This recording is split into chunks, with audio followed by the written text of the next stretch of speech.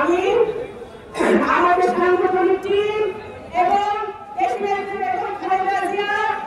এবং যদি আগামী দিনে সুষ্ঠু নির্বাচন হয় এবং বাংলাদেশ জাতীয়তাবাদী দল জনগণের ভোটে নির্বাচিত হয়ে সরকার গঠন করে প্রধানমন্ত্রী হবেন জনাব তারেক রহমান। পক্ষ থেকে আপনাদেরকে আমি একটা কথা বলতে চাই যে আপনারা শরীয়তপুর জেলাকে দুর্নীতিমুক্ত করেন, চাঁদাবাজি মুক্ত করেন।